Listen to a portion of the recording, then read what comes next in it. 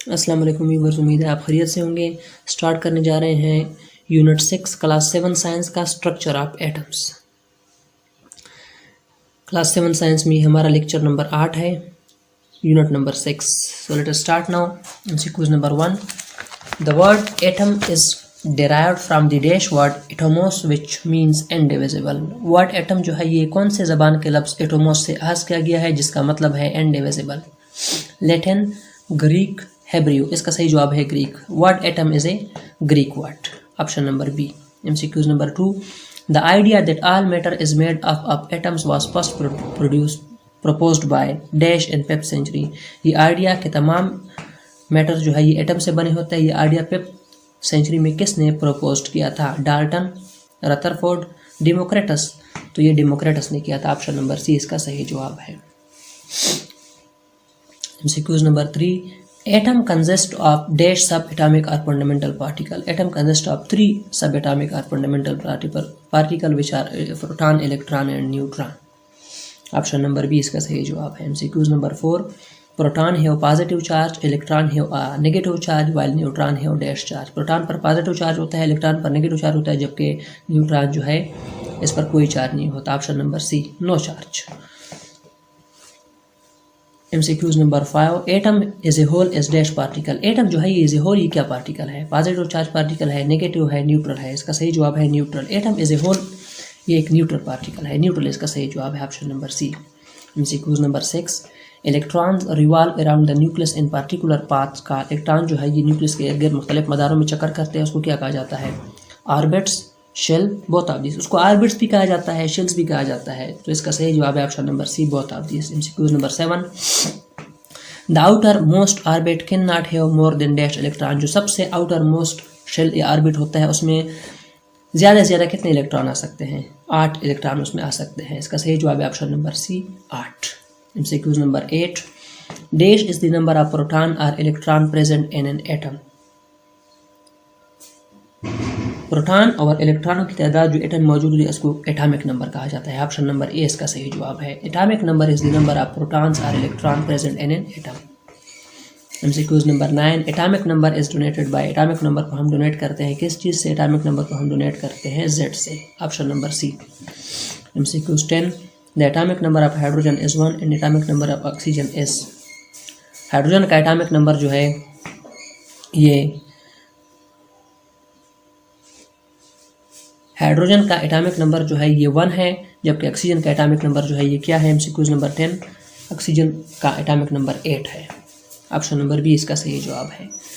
MCQs 11, dash of an atom is defined as the sum of number of proton and number of dash number of neutrons. Mass number of an atom is defined as the sum of the number of proton and number of neutron. Option number B इसका सही जवाब है, mass number. MCQs 12, mass number is denoted by. Mass number को हम किस चीज़ से denote करते हैं? मास को हम डिनोट करते हैं ए से, ऑप्शन नंबर सी इसका सही जवाब है। MCQs 13, dash depends upon number of electrons present in the outermost shell. कौन चीज़ है डिपेंड करती है नंबर ऑफ इलेक्ट्रॉन पर आखिरी शेल में?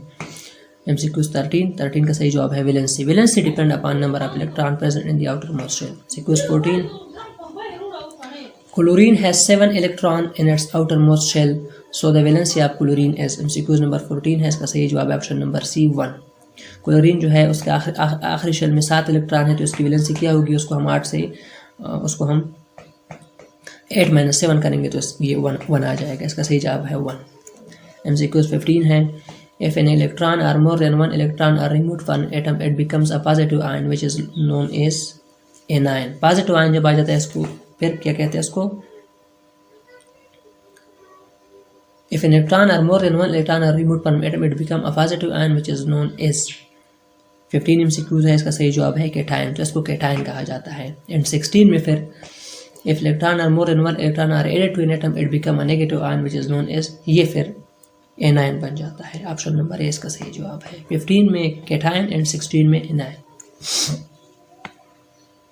MCQs number 17, chemical formula of limestone.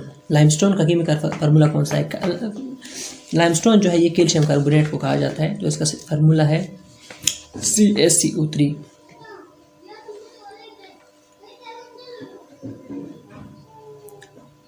MCQ 18 sulphuric acid is also known as, sulphuric acid का दूसरा नाम क्या है? इसको बैटरी एसिड भी कहा जाता है। ऑप्शन नंबर सी इसका सही जवाब है, sulphuric acid is also known as battery acid. MCQ 19 which one of the following is the most powerful acid, इसमें से कौन सा जो है सबसे पावरफुल एसिड है? Option A sulphuric acid, B nitric acid, C hydrochloric acid. तो इसका सही जवाब है option number A sulphuric acid. Sulphuric acid जो है ये मोस्ट पावरफुल एसिड है। MCQ 20 atoms of same element having same number of proton but different number of neutron are called, जिसके प्रोटॉन नंबर तो सेम हो लेकिन न्यूट्रॉन उसमें change हो उसको कहा जाता है आइसोटोप्स। ऑप्शन नंबर सी इसका सही जवाब है। MCQ number 21 hydrogen has dash isotope, hydrogen के कितने आइसोटोप्स है? हाइड्रोजन के 3 आइसोटोप्स है, 3। ऑप्शन नंबर बी इसका सही जवाब है, hydrogen have 3 isotopes, has 3 isotopes, protium, deuterium and tritium. MCQ 22 protium H is called dash hydrogen, protium H को क्या कहा जाता है? ऑर्डिनरी हाइड्रोजन कहा जाता है। ऑप्शन नंबर सी सही जवाब है, protium H is called ordinary hydrogen. MCQ 23 dash is also called heavy hydrogen, किसको हेवी हाइड्रोजन कहा जाता है? ड्यूट्रियम को हेवी हाइड्रोजन कहा जाता है। Option number B. MCQ 24 the percentage of deuterium is naturally occurring hydrogen is, deuterium की मिकदार हाइड्रोजन में कितनी होती है? 0.0015%। ऑप्शन नंबर बी इसका सही जवाब है। MCQ 25 tritium T as a dash isotope of hydrogen, tritium जो है ये radioactive isotope of hydrogen है। ऑप्शन नंबर सी इसका सही जवाब है। MCQ 26 the number of tritium isotope is 1 in dash, tritium isotope की मिकदार 1 होती है कितने में? 10 मिलियन में। 10 मिलियन आइसोटोप जो होते हैं उनमें एक ट्रेटियम आइसोटोप होती है। 10 मिलियन इसका सही जवाब है, option number B. MCQ 27 in isotopes of dash is used as fuel in nuclear reactor, किसके आइसोटोप्स को हम न्यूक्लियर रिएक्टर में एज फ्यूल इस्तेमाल करते हैं? यूरेनियम, इसका सही जवाब है ऑप्शन नंबर सी।